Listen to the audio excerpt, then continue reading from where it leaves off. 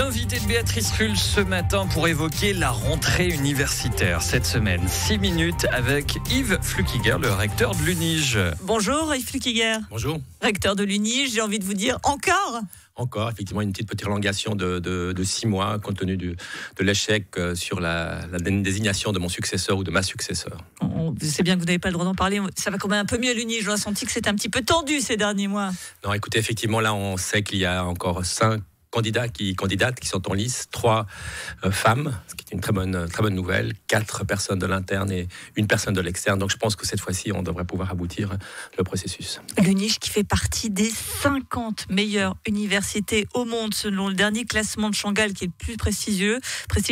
Ça, c'est une sacrée fierté quand même, Yves Flukiger. Complètement, effectivement. Là, ça n'a jamais été un objectif en soi que de pouvoir progresser dans ce classement, mais c'est le résultat simplement de la qualité de nos recherches, de la qualité de notre enseignement, et c'était vraiment la très bonne nouvelle de l'été, puisqu'on est 2e haute école universitaire de Suisse, derrière les PFZ, et puis dans les 50 premiers au monde, c'est assez exceptionnel, surtout qu'en termes de budget, toutes les institutions qui nous précèdent ont des budgets qui sont en principe nettement supérieurs aux nôtres. C'est ce que j'ai envie de vous dire, c'est un peu un petit miracle helvétique quand même, quand on voit ces prestigieuses universités américaines ou asiatiques, et puis Genève qui est quand même pas tout à fait dans le même fonctionnement et qui arrive à être dans les 50 meilleurs.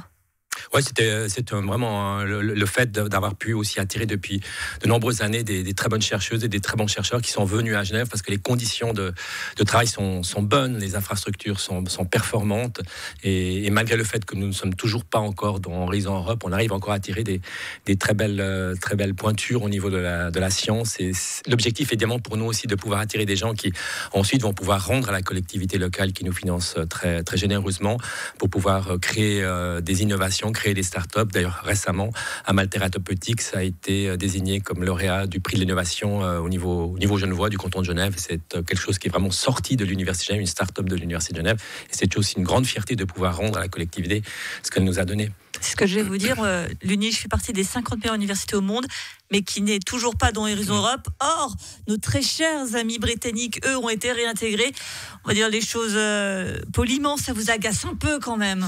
On est très heureux pour nos collègues britanniques, ça c'est la première chose, mais évidemment un tout petit peu jaloux aussi, et on aimerait effectivement que la Suisse puisse enfin faire des pas en direction de l'Union européenne pour qu'on puisse... Mais pourquoi ce bloc là ? On ne comprend pas. Je crois qu'effectivement les autorités européennes nous répondent toujours il faut venir avec une proposition concrète sur la table et on redémarrera les négociations. Donc les partenaires européens nous disent venez avec une proposition concrète. Or, cette proposition, elle n'a toujours pas encore été élaborée, à ma connaissance. Ce que vous êtes en train de dire, c'est que c'est de notre faute quand même. Les Européens nous le disent effectivement de cette manière-là. Et puis, en général, les autorités suisses ont tendance à nous dire c'est du côté des Européens qu'il y a un blocage. Alors, le dernier exemple en date de ce type de blocage, on était porteur d'un master en traduction au niveau européen. On était l'université qui a créé ce master au niveau européen en 2013. C'est un programme extrêmement performant. Nos interprètes et traducteurs ont toujours été engagés au niveau de la Commission européenne, au niveau des instances internationales à Genève. Et puis maintenant, on vient d'apprendre qu'on a été exclu de ce programme. Alors, on a écrit bien des lettres à l'Union européenne avec le soutien de notre ministre de l'Éducation et du CEFRI. Mais rien n'y fait. Les réponses sont toujours les mêmes. D'abord, venez avec une proposition, proposez quelque chose, et ensuite on pourra reconsidérer la position de l'Université de Genève. Si on n'arrive pas à réintégrer ce programme, c'est quasiment 7 années d'exclusion pour notre faculté de traduction et d'interprétation. Alors ça concerne peut-être certes une 50aine d'étudiants, mais c'est vraiment un symbole très fort de la position de l'Europe par rapport à la Suisse. Le prestige, évidemment. Il y a un an, vous débaptisiez l'UNIJ Karl Vogt. Vous deviez choisir un nouveau nom. On en est où ? Alors là, effectivement, on est en train de faire un processus de consultation. On va lancer ce processus de consultation en vérifiant bien l'historique de la personne choisie. Oui, alors est-ce qu'on va garder des noms de personnes, ou est-ce qu'on va peut-être prendre des gens des dénominations qui ne seront plus attachées à des personnes ? Ça, c'est quelque chose qui devra ressortir de ce processus de consultation qu'on va lancer. L'idée étant effectivement de rebaptiser finalement tous les bâtiments et pas seulement un seul, celui qui était ici au boulevard Karl Vogt. L'université Yves Flukiger, non, c'est envisagé ? Pardon ? L'université Non, je pense Flukiger. pas. Non, c'est En parlant de débaptiser, j'ai noté ce petit changement sémantique, mais qui veut dire beaucoup. Le master Russie-Europe médiane qui devient le master Europe centrale et orientale, Asie centrale et Caucase. On a voulu gommer gentiment la Russie ? Écoutez, c'est pas une volonté de regommer la Russie, parce que je crois que c'est jamais vraiment une bonne idée que de dire il y a des parties du monde que nous n'étudierons plus. Je crois qu'il faut continuer au contraire à les étudier. C'est vrai que les relations avec les institutions russes, avec les universités russes sont très compliquées, très difficiles, comme vous le savez.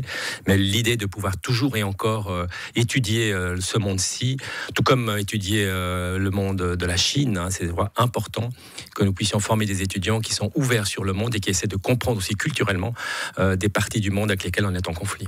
Pour terminer, on va parler juste un petit peu de vous. Normalement, vous devriez laisser votre poste de recteur. Qu'est-ce que vous allez faire une fois que cette page-là va se tourner ?